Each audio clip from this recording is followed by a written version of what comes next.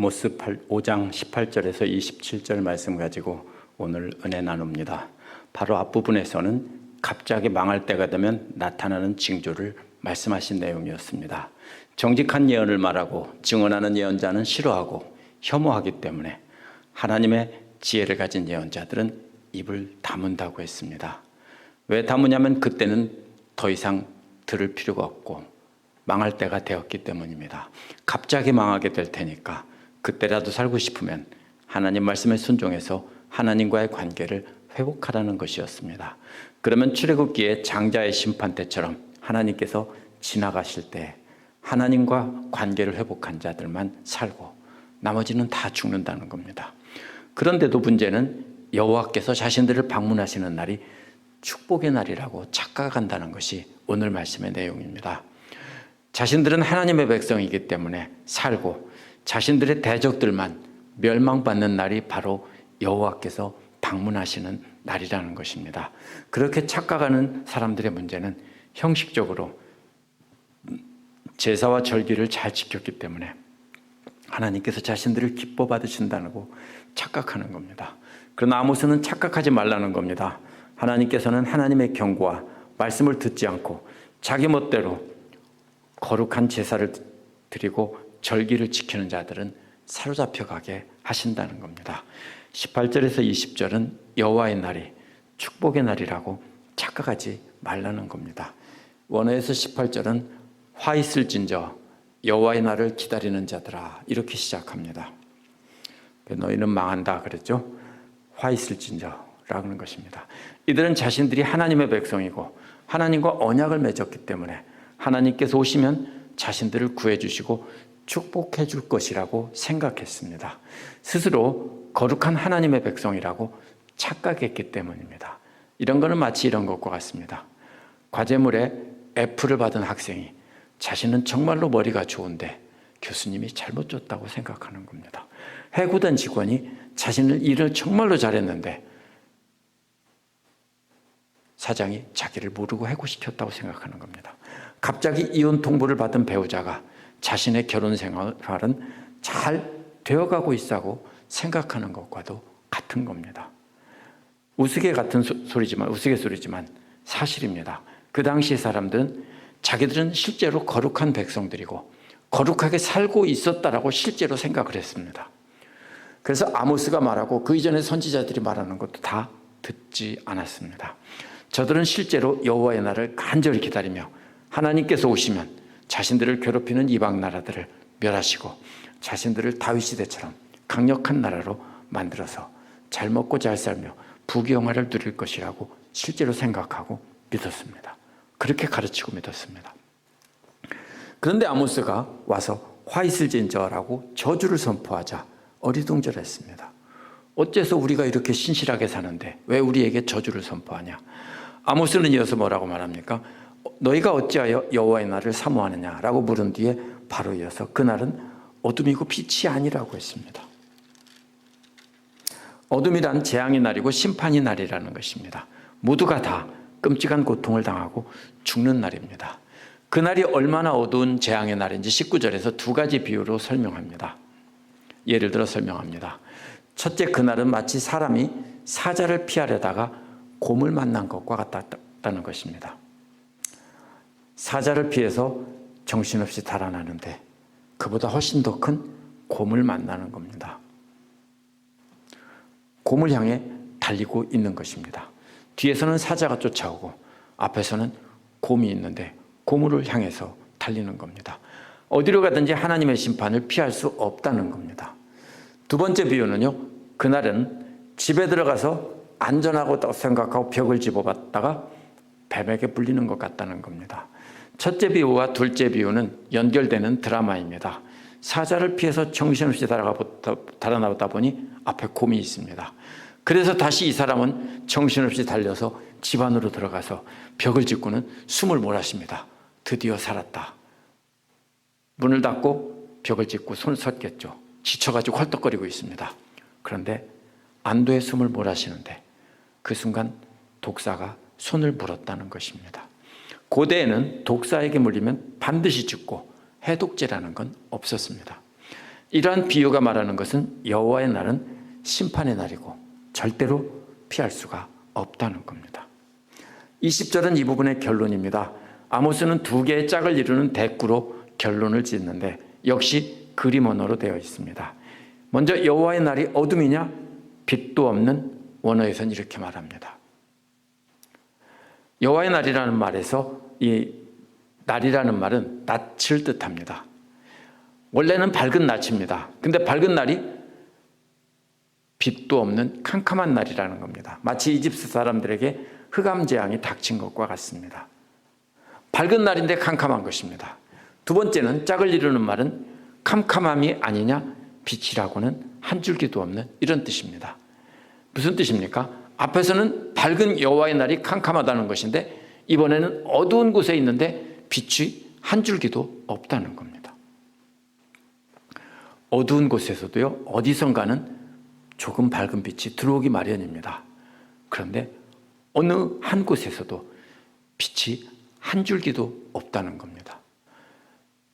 일부러 막으려고 해도 쉽지 않습니다. 빛은 밤에도 어디나 있기 때문에 일부러 막으려고 해도 쉽지가 않아요. 그런데 빛이 하나도 없는 곳입니다. 무슨 뜻입니까? 칠흑 같은 어두운 동굴에 갇혀 있고 입구는 완전히 막혀 있는 그런 모습입니다. 깊은 땅 속에 묻힌 것과 같은 것입니다. 단순히 어두운 것이 아니라 완전히 깊은 굴에 묻히고 흙으로 완전히 덮인 것과 같습니다. 완전한 멸망입니다. 여호와께서 그 백성 가운데로 오시는 날은 모두가 다 완전한 멸망의 날이고 전혀 희망이 없다는 뜻입니다. 그런데도 사람들은 여호와께서 어서 오시기를 기다리고 있다는 겁니다. 왜 그렇습니까? 이들은 진짜로 믿고 있습니다. 왜 그렇습니까? 자기들 생각을 가지고 믿으면서 선지자의 말들은 틀렸다고 거부하기 때문입니다. 21절에서 27절에는 형식적으로 드리는 제사와 절기는 받지 않고 사로잡혀 가게 하신다는 겁니다. 21에서 23절은요, 하나님께서 싫어하시고 받지 않으시겠다는 말이 연속해서 나옵니다. 먼저 싫어하고 거부한다 이런 말입니다. 역겹다라고 했죠. 싫다, 역겹다 했는데요. 세번역은 역시 잘 번역했습니다. 원어에도요, 여기에 연결하는 말이 없습니다. 원래는 반드시 있어야 되는데 싫다, 역겹다 하고 연달아서 내뱉는 것입니다. 원어는 거부한다는 뜻입니다. 분노하신 하나님께서 아주 빠르게 연속적으로 말합니다. 아모스는 하나님의 역할을 하며 아주 분노한 목소리로 빠르게 분노를 쏟아놓고 있습니다. 싫어한다는 말은 하나님께서 완전히 싫어한다는 뜻이고요, 거부한다는 말도 완전히 거부한다는 말입니다. 세번역은 역겹다고 번역했는데 완전히 거부하는 것이기 때문에 정말로 역겨워서 그렇게 한다고 번역한 겁니다. 무엇을 그렇게 싫어하고 역겨워하고 거부합니까? 이스라엘 백성들이 모여서 하나님께 예배를 드리고 축하하던 절기들을 그렇게 싫어하고 역겨워서 거부하신다는 겁니다. 이스라엘 백성들은 정말로 하나님께서 기뻐 받으시는 줄 알고 행했습니다. 그런데 하나님께서는 정말 싫어하고 역겹다고 거부하신다는 겁니다. 그런데 또 한 가지 주목할 게 있습니다. 대절기 행사들이라고 하지 않고요, 너희절기 행사들이라고 합니다. 대절기가 아니라 너희절기입니다. 원어에서는 너희가 버리는 절기 이렇게 했죠. 너희절기입니다. 사실은 하나님의 절기입니다. 그런데 하나님은 내 절기가 아니고 너희들 절기다. 너희들을 위한 절기라는 겁니다. 사실 성경에 나오는 7가지 절기들은 모두 하나님께서 정하신 것이고 하나님의 것입니다. 그런데 이들은 하나님을 섬기는 마음 없이 우상 숭배하면서 자기들 멋대로 형식적으로 드리기 때문에 내 절기가 아니라 너희 절기다 이렇게 말하는 겁니다. 이렇게 하나님께서 극도의 혐오감을 표시하는 것은 이스라엘이 악을 미워하는 대신에 공의를 지지하는 것을 미워했기 때문입니다. 결국 하나님의 명령을 거역하고 미워한 것이기에 하나님도 참지 못하고 완전히 미워하시고 멸시한다는 겁니다. 하나님 기뻐하시는 공의는 하나도 행하지 않으면서 형식적으로 드리는 절기와 제사만 드리는데 그것 정말로 받기 싫다는 겁니다. 또 너희 성회를 기뻐하지 않는다고 했는데요, 기뻐하지 않는다는 말은 문자적으로 냄새 맡지 않는다는 겁니다. 처음에는 뭡니까? 보고서 싫어하고 역겹다고 하는데요. 그 다음에 보지 않고 눈을 감거나 돌렸어도 뭐라고 합니까? 그 다음에는 냄새는 나는 겁니다. 그렇죠. 냄새는 날 수밖에 없습니다. 그래서 냄새조차도 맡기 싫다, 안 맡는다는 겁니다. 레위기 26장 31절에서 너희의 향기로운 냄새를 흠양하지 아니한다 라고 이렇게 구체적으로 나타나 있습니다. 출애굽기 29장 18절처럼 향기로운 냄새여야 되는데 그 반대였기 때문입니다. 이스라엘 백성들이 거룩한 성회로 모여서 제사를 드리는 것이 향기로운 제사가 아니라 썩은 냄새가 나는 제사이기 때문입니다. 그래서 22절은 그렇기 때문에 원어에서는 왜냐하면이라는 말로 썩은 냄새의 근원이 무엇인지 설명을 합니다.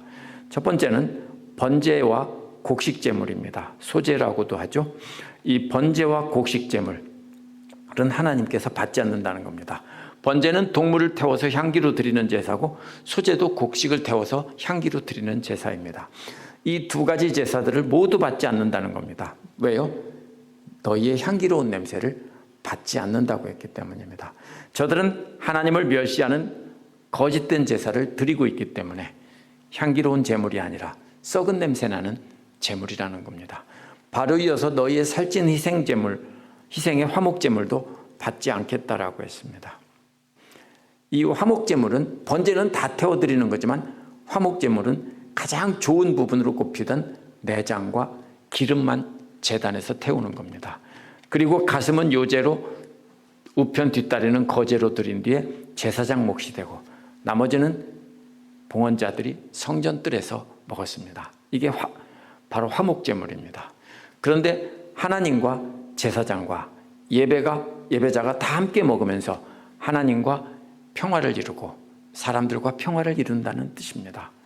그런데 하나님은 번제와 소제의 냄새도 싫어서 고개를 돌리고 화목제물도 역시 마찬가지로 고개를 돌리고 등을 돌리고 냄새조차 맡기 싫어하신다는 겁니다. 돌아보지 않는다는 말은 꼴도 보기 싫다는 겁니다. 23절은 노랫소리를 그치라고 했습니다. 냄새가 안 맞는다고 했는데 노랫소리도 그치라고 했는데요. 세번역은 원어 그대로 시끄러운 너의 노랫소리를 나의 앞에서 집어치워버려라 이렇게 번역했습니다. 개역개정에는 시끄럽다는 말이 빠져 있습니다. 시끄럽다는 말은 알아들을 수 없는 중얼거리는 소리나 짐승들의 울부짖음 같은 것입니다. 이들은 하나님 앞에서 찬양하고 막 이렇게 하겠지만 기도하고 하겠지만 그게 바로 뭐냐면요, 시끄러운 울부짖음, 짐승들의 울부짖음 같고 그냥 아무 뜻 없이 중얼거리는 비명과도 같다는 것입니다. 냄새도 싫고 꼴도 싫은데 이번에는 듣기도 싫으니 치워버리라는 겁니다. 단순히 돌아서시는 것이 아닙니다. 소리는 돌아서도 계속 들립니다. 냄새는 돌아서면 덜 날 수 있지만 소리는 계속 납니다. 그래서 치워버리라고 외치십니다. 그래서 검은 고 소리를 듣지 않겠다고 했습니다. 모두가 모여서 하나님을 예배하고 찬양하는 것인데 듣기 싫은 소음이니까 다 치워버리라는 겁니다. 하나님 기뻐하시는 공의는 행하지 않으면서 형식적으로 찬양하고 악기를 연주하고 있기 때문에 치워버리라고 했습니다. 24절은 이러한 거짓된 예배 대신에 하나님이 원하시는 것을 말씀하신 겁니다. 뭐가 잘못됐는지, 뭐가 고쳐져야 되는지입니다. 먼저 세번역은 공의로, 개역은 공법이 물처럼 흐르게 하라고 했습니다. 세번역은 공의가 물처럼, 개역은 공법이 물처럼. 여기서 흐른다는 말은요, 이것은 보통 돌이 굴러간다고 할 때 쓰는 말입니다. 그래서 이것은 물이 굴러간다는 뜻입니다. 무슨 뜻이냐면요, 이것은 다른 곳에서는 거의 쓴 적이 없는데요, 헬몬산 골짜기의 깊은 고개에서 물이 막 쏟아질 때 그것은 물이 흐르는 것이 아니라 물이 굴러간다라고 표현한 것일 것입니다. 그래서 계속 이 무슨 뜻입니까? 의미는 그 물이 굴러가다가 뚝 그쳤다가 굴러가다 하는 거 봤습니까? 우리가 스모키 마운틴 계곡에 가서 앉아있으면 물이 굴러오는 것을 볼 수 있습니다. 막 돌 같은 데 내는 데서 막 쏟아지는 모습을 볼 수 있죠. 그러면 그 물이 어느 순간 굴러오다가 멈췄다가 굴러오다 멈췄다가 변덕을 떨지 않죠. 무슨 뜻입니까? 계속 똑같아야 된다는 겁니다. 그 다음에 짝을 이루는 말은 정의가 마르지 않는 강처럼 흐르게 하라는 것입니다. 이 강은 와디가 아닙니다. 우기에만 흘렀다가 건기에는 흐르지 않는 골짜기는 와디인데요. 그게 아니라 항상 사시사철 물이 잔잔하게 흐르는 강물처럼 유유히 정의가 흘러가게 하라는 겁니다. 그러면 물이 멈추지 않고 끊임없이 흐르는 것을 흐르듯 정의와 공의가 그렇게 끊이지 않게 하라는 것인데요. 정의란 말은 현명한 재판을 내린 기록을 뜻하는 말인데요. 오늘날은 민사재판에 해당됩니다. 이것은 감옥에 갈 죄는 아니지만 서로 간에 분쟁이 있을 때 네가 옳다라고 해주는 것인데요. 뭘 가지고 합니까? 옛날에 했던 현명한 재판 기록, 판례들을 보고 그렇게 하는 것입니다. 그것이 계속 물이 굴러가듯 그렇게 끊임없이 계속 올바른 판결을 하라는 겁니다. 또 정의란 법정에서 죄를 지은 죄인에게 유죄 판결을 내리고 무고한 사람에게는 무죄 판결을 내리는 것입니다. 이것은 마르지 않는 강처럼 아주 넓고 큰 물처럼 유유히 흐르게 하라는 겁니다. 둘 다 역시 마찬가지입니다. 둘 다 하나님의 뜻을 대신해서 사람들이 그대로 행해서 하나님 기뻐하시는 일을 하라는 것입니다. 25절은 하나님께서 40년 동안 광야에서 너희가 나에게 희생과 소제물을 드린 일이 있느냐라고 묻습니다. 이러한 제사는 가나안 땅에 정복하고 나서 시작한 것이기 때문에 광야에서는 없던 제사입니다. 그러니까 당연히 없다고 할 것입니다. 이는 제사가 문제가 아니라는 겁니다. 광야에서 40년 동안은 하나님과 동행하면서도 하나님께 제사를 드리지 않았다는 겁니다. 광야 시절에도 하나님을 대적했지만 그래도 그때는 아모스 시절 제사를 드릴 때보다는 나았다는 겁니다. 문제는 제사를 드리는 게 아니라 하나님 기뻐하시는 일을 하며 하나님과 동행하는 것이 문제인 것입니다. 26절은 이스라엘 백성들의 우상 숭배를 책망합니다. 너희 왕 식굿과 너희 별 신상 기윤이라는 말은 아시리아 사람들의 우상입니다. 식굿은 아시리아의 전쟁의 신일 것이라고 하고요. 기윤은 토성으로 알려진 별의 신 이름일 것이라고 말하기도 합니다. 세번역은 식굿과 기윤 두 개만 나와 있지만 원어에는 세 번째 또 있습니다. 너희 신 별. 그래서 세번역은 이것이 앞에 나온 말을 가리키는 것이다 라고 해서 생략한 것입니다. 그래서 어떤 사람은 이것은 다른 게 아니라 식굿을 가리킨다고 하기도 하고 또 이렇게 기윤이라는 말은 또 다른 신을 같은 신을 다른 이름으로 부른 것이라고 말하기도 합니다. 왕은 암몬 사람들이 부르는 말이고 기윤은 아랍과 페르시아 사람들이 부르던 이름이라고 말합니다. 확실히 알 수 없습니다. 중요한 것은 뭡니까? 신들의 이름이 무엇냐가 아니라 희생과 소제를 드리면서 이러한 이방 신들을 섬기고 있는 것이 역겹다는 겁니다. 차라리 25절에서 말한 것처럼 희생과 소제를 드리지 않으면서 하나님과 동행하며 정의와 공의를 행했더라면 훨씬 더 나았겠다라는 뜻입니다. 27절은 하나님께서 이스라엘을 다마스커스 저 건너편으로 잡혀가게 하신다는 겁니다. 그런데 하나님을 주 너희 하나님이라고 하지 않습니다. 단지 주께서 말씀하신다라고 했고요. 재미있게도 이름을 소개합니다. 뭐라고 소개합니까? 바로 그 분의 이름은 만군의 하나님이다. 누가 모른대요? 그런데 이스라엘 백성들은 아모스는 마치 모르는 사람들에게 여호와 하나님을 소개하는 것처럼 소개하고 있습니다. 왜냐하면 저들은 하나님을 전혀 모르고 있기 때문입니다. 그래서 여호와는 이제 너희 하나님이 아니고 남의 하나님이라는 겁니다. 하나님이 이스라엘을 미워한 결과 하나님도 이제 이스라엘을 완전히 미워하고 혐오하며 남 취급한다는 겁니다.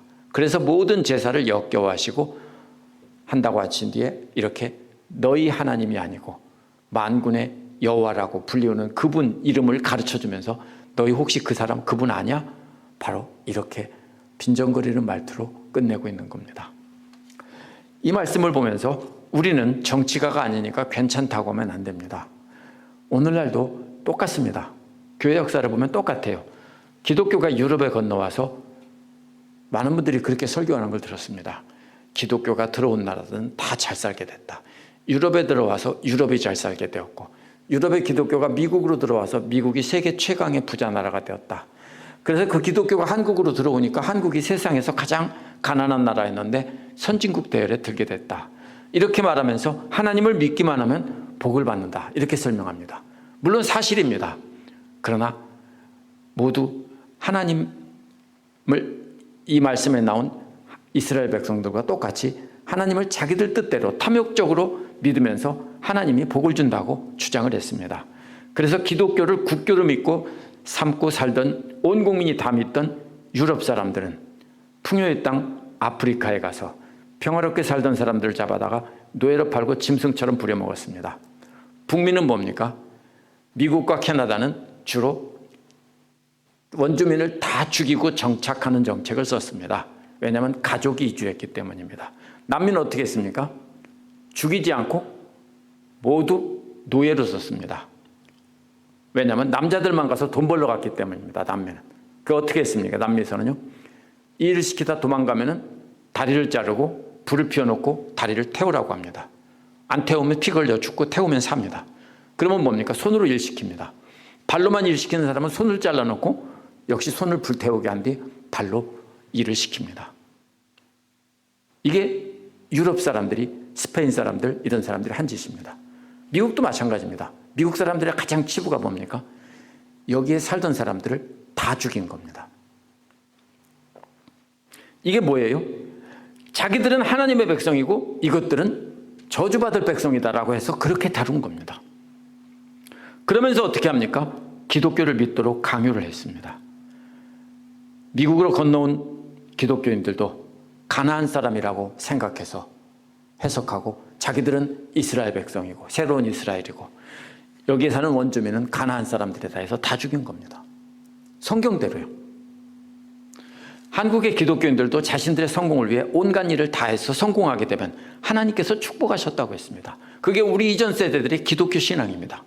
오늘날 하나님께서 이 나라를 다스리게 해야 계속 잘 살게 된다며 기독교인들을 선동해서 자신들이 직접 정치에 참여하라는 정신 나간 사람들이 하나님을 욕되게 하고 있습니다. 유명한 목사님이라는 분들이 그렇게 하는 분들이 있죠. 자기들이 정치에서 대통령이 되겠다고 대통령 후보에 나옵니다. 우리도 크게 다르지 않습니다. 하나님을 사랑이시라고 떠들면서 어떻게 했습니까? 이기적으로 믿었습니다. 내 자식 잘 되고 우리 사업 잘 되고 이렇게만 기도하지 않았습니까?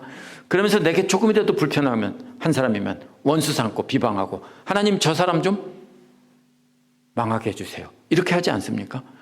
본인도 믿음에 대해서 저도 잘 모를 때는요. 그렇게 했습니다. 힘들고 어려울 때 하나님 앞에 간절히 기도하며 내가 하는 일만 잘 되게 해달라고 했던 적이 있습니다. 그때는 어린아이 같은 신앙이었기 때문에 우리 자녀들 잘 되게 해달라고 기도했습니다. 그때는 그것이 하나님 믿는 믿음인 줄 알았습니다. 예배 잘 드리고 헌금 열심히 하면 된다고 생각했습니다. 그런데 그때는 그래도 응답해 주셨어요. 이거 뭡니까? 하나님의 사랑입니다. 그러나 우리가 하나님 말씀을 안다면 달라져야 합니다. 구약 신약에 모두 강조하는 공통점은 뭡니까? 하나님을 믿고 잘 먹고 잘 산다라고 말하지 않습니다. 구약이나 신약이나 다 뭡니까? 하나님과의 관계를 말합니다.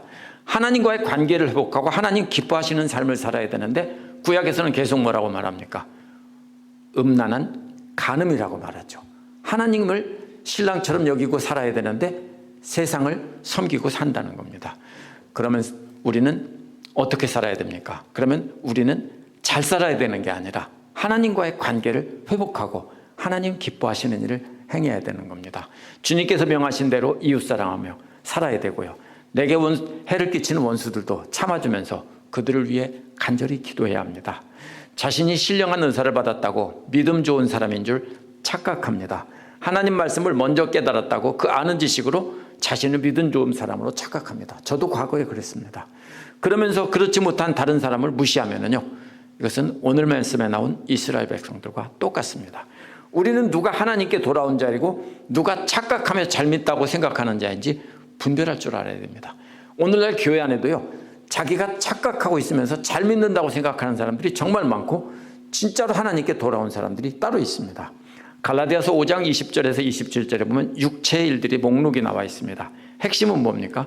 자신의 탐욕을 채우면서 이웃을 비방하고 분열시키는 건데요. 그게 뭐예요? 인간의 본성입니다. 그렇죠? 다 자기께 잘 되게 하려고 하고 남은 어떻게 합니까? 비방하고 해치는 거죠. 본성이에요. 그런데 반대로 22절, 23절에는 성령의 9가지 열매가 나오는데 그것은 핵심은 뭡니까? 오래 참으며 사랑하라는 겁니다. 뭡니까? 그것은 우리 본성이 아니에요. 나를 미워하는 사람을 사랑한다는 것은 우리의 본성으로는 할 수 없습니다. 그런데 우리는 착각은 자유입니다.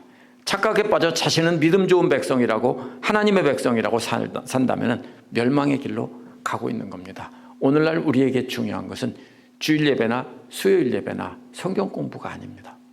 그렇다고 예배 드리지 말라는 뜻은 아닙니다. 우리 삶 속에서 하나님께서 말씀하신 것은 전혀 듣지 않으면서 형식적으로 예배만 잘 드리면 안 된다는 것입니다. 중요한 것은 하나님과의 관계, 이웃과의 관계입니다. 이 두 가지가 먼저 하나님의 명령에 따라 우리가 하나님만 사랑하고 이웃을 사랑하는 것이 진짜 예배라는 것이고, 하나님 사랑은 이웃 사랑에서 나타나는 것입니다. 그래서 정의와 공의가 항상 물처럼 일정하게 흐르라고 한 것은 오늘은 내가 기분 좋으니까 사랑하고 내일은 기분 안 좋으니까 미워하고 이러면 그것은 하나님 기뻐하시는 사랑이 아닙니다. 항상 똑같이 흘러야 됩니다. 그렇게 할 때 우리가 드리는 예배도 하나님께서 기뻐 받아 주십니다. 기도하겠습니다.